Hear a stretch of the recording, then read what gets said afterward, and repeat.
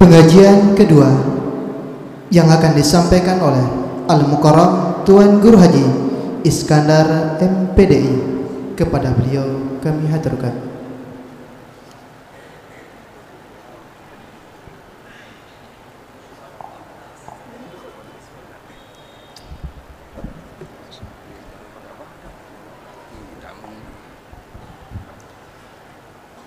Bismillahi wa bihamdihi. Assalamualaikum warahmatullahi wabarakatuh.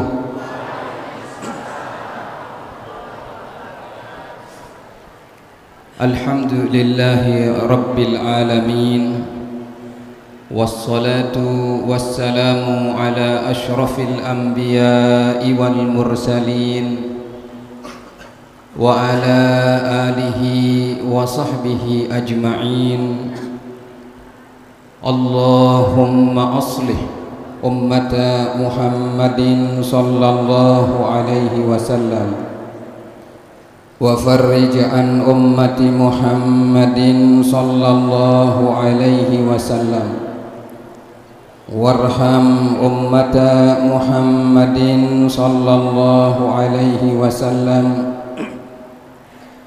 wansur wahfaz wa ayyid nahdatal watani fil alamina bihaqqi Muhammadin sallallahu alaihi wasallam, amma ba'd.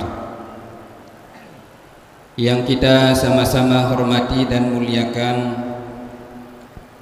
yaitu yang pertama, yang alhamdulillah beliau bersama doa kita semua, Ummuna al-Mujahidah al-Barrah an-Nasikah Hajjah Siti Raihanun Zainuddin Abdul Majid selaku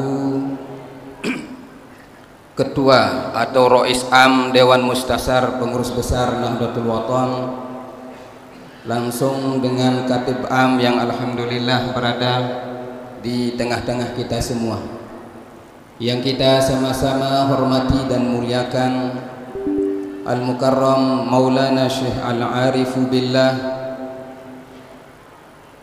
Tuan Guru Kiai Haji Dr. Tuan Guru Kiai Haji Lalu Gede Muhammad Zainuddin Athani MPDI beserta seluruh jajaran pengurus besar Nahdlatul Watan, termasuk Sekjen Sekretaris Jenderal yang ada di samping kiri beliau. Begitu juga para masyaikh mahat, para tuan guru, para pengurus organisasi dari tingkat pengurus besar sampai tingkat ranting yang hadir, serta tulab tolibat, jamaah kaum muslimin muslimat hafizakumullahu ta'ala. Alhamdulillah, kita tadi sudah mendengar kalimat yang pertama tentang nuzulul Quran. Sekarang saya akan membaca yaitu kalimat dari kitab Taurat kalau begitu, karena Al-Quran sudah dibaca tadi, makanya sekarang saya membaca kitab Taurat. Juga ini apa namanya kitab dari Allah juga. Jadi kitab yang wajib kita yakini ini jumlahnya ada 4. Pertama kitab Taurat, Injil, yang Zabur, dan terakhir adalah Al-Quran.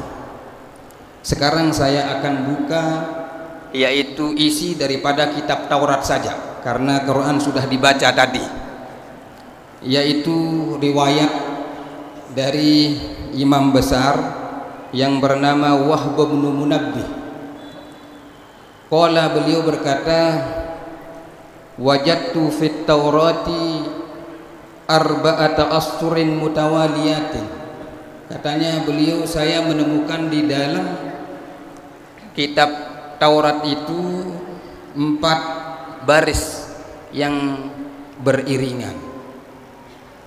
Yang pertama katanya beliau, man qara'a kitaballahi ta'ala fazanna alla yaghfirallahu lahu fahuwa minal mustahzi'ina bi ayatillah. Siapa-siapa, tapi perlu kita ingat bahwa Taurat itu tidak mempergunakan bahasa Arab. Ini beliau sendiri yang merubahnya ke dalam bahasa Arab. Bahasa Taurat itu adalah bahasa Ibrani, kemudian dirubah menjadi bahasa Arab oleh Wahb bin Munabbih, seorang ulama yang mengatakan, man qara'a kitab Allah, siapa yang membaca kitab Allah, fazanna an la yaghfirallahu lahu, kemudian dia berprasangka, lamun cara bahasa yang paling beridap, ndik beridap, la yaghfirallahu lahu, Allah tidak memaafkannya. Paling baca Al-Quran, suahat baca Al-Quran beridap, ndik baik tidak pemaafan isi Allah, diampuni dosa kita. Qala fahuwa minal mustahzi'ina bi kitabillah, maka orang tersebut orang yang mengejek-ejek yaitu kitab Allah, Al-Quran dan seluruh kitab-kitab Allah yang diturunkan. Pertanyaannya sekarang, apakah setelah kita membaca Al-Quran pernah tidak kita merasa diampuni dosa kita? Wah beridap ampunan dosa ndak dua kembali si sadeh beridap salah lah singa. Masalahnya kita ini kenapa kita tidak pernah merasa diampuni dosa kita? Karena kita tidak pernah merasa salah. Maka kesalahan kita ini, kita selalu menganggap diri kita itu benar, sehingga kita tidak pernah merasa diampuni dosa kita oleh Allah. Baca Quran dari maghrib sampai subuh, dek dua beridap-idap tapus dosa kembali, karena di dalam hidup kita ini kita tidak pernah merasa bersalah. Wabil khusus di organisasi Nahdlatul Wathon, kita terkadang sulit merasa salah. Kenapa? Karena di organisasi itu yang main adalah rasionalitas. Di mana-mana organisasi yang main itu rasionalitas kita, akal kita, sehingga sering atau kita ini tidak pernah merasa salah di organisasi.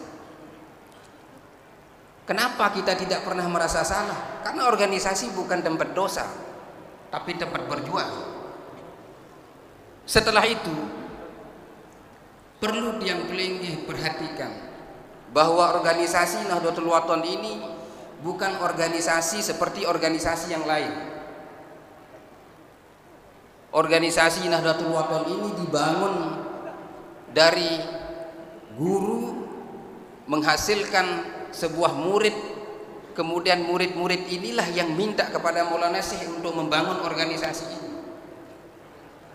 Betul kita tidak salah secara hukum fikihnya, tapi secara hukum adab kita berorganisasi, karena kita ini semua mengaku sebagai murid Maulana Syekh, semua kita mengaku, maka ketidaktaatan kita terhadap organisasi itu adalah bentuk kesalahan di dalam organisasi itu sendiri. Ternyata di NU ini hukum yang main itu ya hukum-hukumnya yang dibangun oleh Maulana Syekh. Mungkin dari beliau-beliau yang berada di depan tidak mengetahui kita, tapi ya karena dari zaman Maulana Syekh dulu beliau di dalam dunia politiknya hanya murid-muridnya, tidak pernah sampai membuang orang begitu saja. Tapi anehnya luar biasa, setelah menyeleweng dari ketentuan beliau itu, orang-orang alim semua itu. Kita ini kerapuk-kerapuk ndek mah ngonos di zaman Maulana Syekh itu, murid-murid Maulana Syekh itu alim-alim luar biasa. Tapi coba di dalam politik, bukan di dalam hukum. Di dalam politik berbeda, ndak kayak kenal hukum menjadi itu sampai orang tidak bernilai. Nah, begitu juga yang melekat pada beliau-beliau ini. Jadi lamun ndek mati no, Taduk gama dendek lu unino kena. Artinya sudah diam saja. Jangan bicara karena itu akan menambah kesalahan kita. Jadi saya sering tanya, Bang di Mahat saya ngajar sama napiaran tulak-tulak. Ampun saya agak melihat ke belakang sedikit. Siapa yang bilang Anies Baswedan itu bagus? Siapa yang bilang Prabowo itu bagus? Siapa yang bilang Ganjar itu bagus?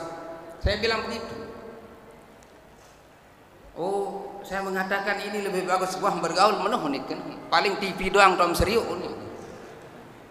Ini kita semua ini tidak ada kita kenal satupun dari orang-orang itu. Hanya kita melihat di TV. Lah mulai TV doang kita cekat masih jab diri itu kan. Jadi yang kenal orang dalam kaidah sering kita dengar kalau mau tahu orang ya lihat temannya. Jadi kalau kita melihat seseorang itu ya kalau hanya sekedar dari TV ya semuanya bagus, apalagi sekedar berbicara. Saya kira banyak orang yang lebih cerdas dan mampu dari para orang-orang yang menyampaikan pembicaraan dengan argumentasi yang kuat seperti itu. Para profesor-profesor, doktor-doktor. Tidak perlu kita berdebat kemudian menghabisi orang. Maka sering saya sampaikan pada tulab juga di sini, siapa yang mengatakan ini lebih baik daripada yang ini? Wah, bergaul mana? Paling hanya sekedar melihat di TV. Maka kita ini sebenarnya tidak berpolitik. Mbesa unit tersuruh ya wah lacok, wah selesai masalah kan? Molah. Masih juga muni-muni hayat dengar belengeh. Siapa yang mau dengar kita? Maka mari jangan. Jadi di sini bukan kita mengadu argumen di dalam organisasi ini, bukan tempat kita berdebat siapa yang lebih bagus, siapa yang lebih benar. Tapi kita di organisasi ini ya sering disampaikan yaitu tempat kita mengikuti apa yang diperintahkan oleh pemimpin. Kemudian kita tidak merasa salah. Kemudian setelah tidak mengikuti bahasa beliau ini kita tidak merasa salah. Tapi perlu kita ingat Maulana Syekh dulu tidak pernah menyalahkan orang yang tidak mengikuti beliau, tapi dia tersingkir dengan sendirinya, lenyap dengan sendirinya.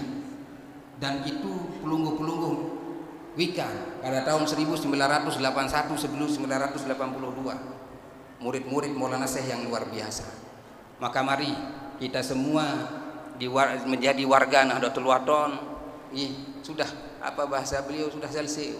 Kamu tak kena samina watona itu bahasanya beliau, ini bahasanya saya yang lebih sederhana. Ya. Wah, apa sauni wah waduduk wah. Mikir malik. Soalnya yang bergaul itu beliau bukan kita. Nah, nikilah yang. Dan perlu kita ingat dari zaman Maulana Syekh dulu, Maulana Syekh itu tidak pernah dibantu oleh pemerintah. Pernah satu kali dibantu beliau, kemudian di napiaran terpotong sejuta saat nun. Beliau siarkan di pengajiannya, mungkah ketolong-tolong terus Maulana Syekh. Apakah Maulana Syekh tidak kenal orang-orang yang di pusat pada zaman dulu? Kenal, tapi kenapa beliau tidak pernah mendapatkan bantuan dari pemerintah saat itu? Karena Maulana Syekh yang diharapkan adalah kita semua ini sebagai masyarakatnya, sebagai rakyatnya. Ini Nahdlatul Wathon, tempat kita berjuang melakukan hal-hal yang baik. Selapuk sin kenal si Maulana Syekh karena beliau permainannya di pusat. Tidak ada yang tidak kenal beliau pada zaman Soekarno, pada zaman Soeharto, orang-orang bawahannya. Tapi apakah pernah beliau meminta bantuan? Makanya kenapa kita malu dibantu oleh orang, kemudian kita tidak mengikuti orang yang membantu kita itu karena mengikuti Nahdlatul Wathon? Itu namanya pikiran bodoh itu. Kenapa? Karena Maulana Syekh dulu tidak pernah mengharapkan bantuan dari pemerintah. Biar kita yang bantu pemerintah Nahdlatul Wathon ini. Itulah mungkin perlu kita pikirkan bersama.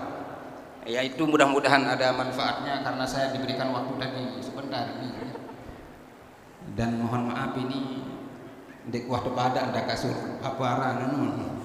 ngaji ete baru dong langsung pakai ke tidak niki sampun niki wallahul muwaffiq wal hadi ila sabilir rasyad. Wassalamualaikum warahmatullahi wabarakatuh.